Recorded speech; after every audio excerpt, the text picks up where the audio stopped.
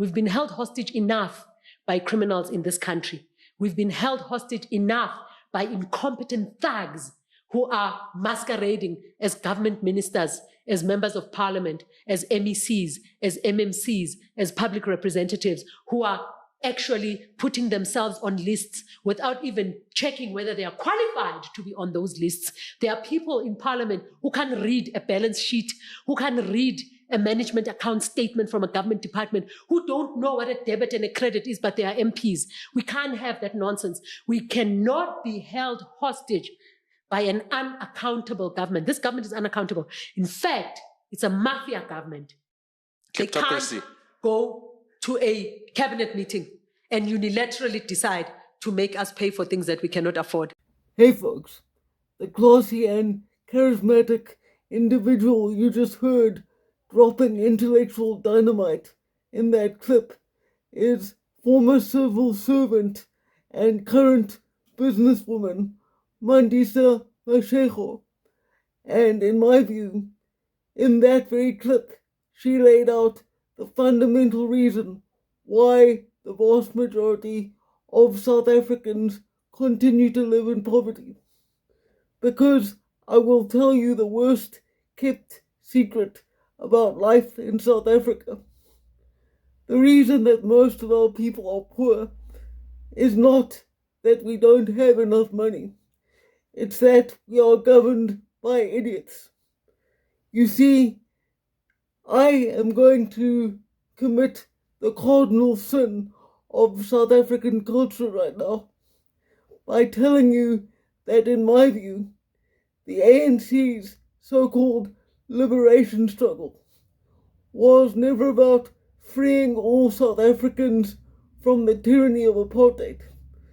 The ANC, in my opinion, simply wanted to be the ones who could benefit from an equally broken system. And so, the reason why most of our people still struggle to get by on a daily basis is because the political class of this country like it that way.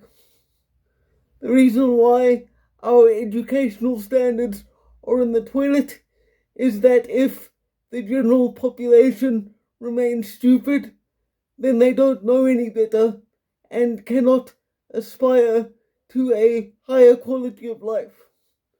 The reason that the ANC wants people to remain poor is that a poor voter remains a malleable and loyal voter. So it's not as if we are without options in terms of funding in South Africa, because South Africa is actually one of the most mineral wealthy places in the world.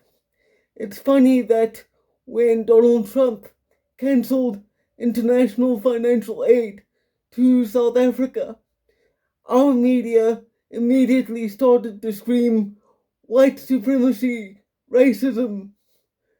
And what's equally funny is how billions of rand go missing from public funds every year, and we just accept it as normal.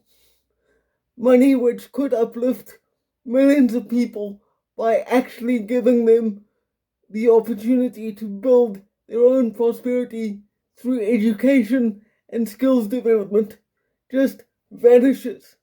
And this has been going on for so long that we expect it. And I believe that this is what Ms. Mashego is talking about.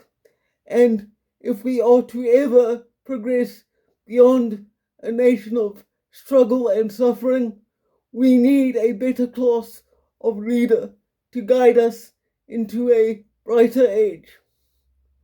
As always, I hope you find some value in this content. Look after yourselves, take care of one another, put South Africa first, and for now, farewell.